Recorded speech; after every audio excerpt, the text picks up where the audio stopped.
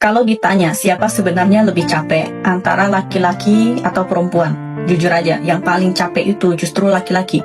Mungkin banyak perempuan bakal protes, lah, kita ini juga kerja, ngurus anak, ngurus rumah, semua dikerjain. Benar, tapi coba dengar dulu sampai habis, biar kamu paham kenapa laki-laki sering lebih lelah dari yang kelihatan. Seorang pria dari muda sampai tua pikirannya nggak pernah lepas dari keluarga. Setiap hari waktunya habis buat kerja. Uang yang dia hasilkan pun jarang dia pakai buat diri sendiri. Semuanya buat istri, anak, dan rumah. Yang tersisa cuma kerutan di wajah dan tubuh yang makin lama makin lelah. Kenapa banyak yang bilang pernikahan itu kayak kuburan kehidupan?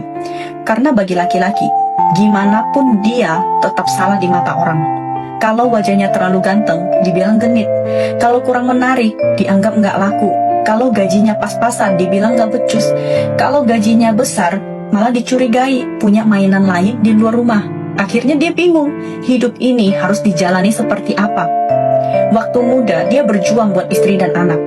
Udah tua, masih harus mikirin masa depan anak-anaknya. Kayak hidupnya cuma buat orang lain, bukan buat dirinya sendiri. Coba lihat kenyataan. Kalau keluarga hidupnya susah, yang disalahin siapa? Bukan istrinya, tapi suaminya. Kurang usaha, nggak punya kemampuan, nggak tanggung jawab. Padahal dia mungkin udah jungkir balik tiap hari. Kalau seorang wanita ninggalin suaminya yang miskin, orang bakal bilang itu wajar. Tapi kalau laki-laki miskin pengen mempertahankan istrinya, orang bakal nanya, emang kamu siapa?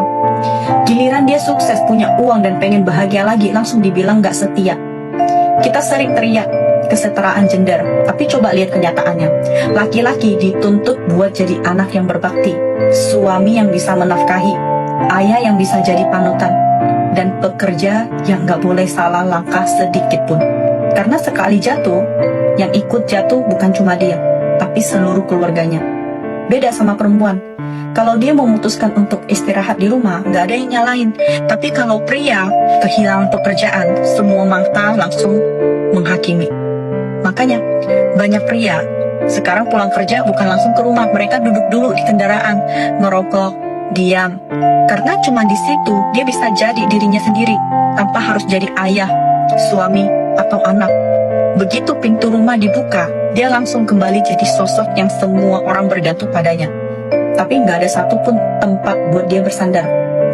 Jadi buat para istri, kurangin sedikit keluhan, tambah sedikit pengertian.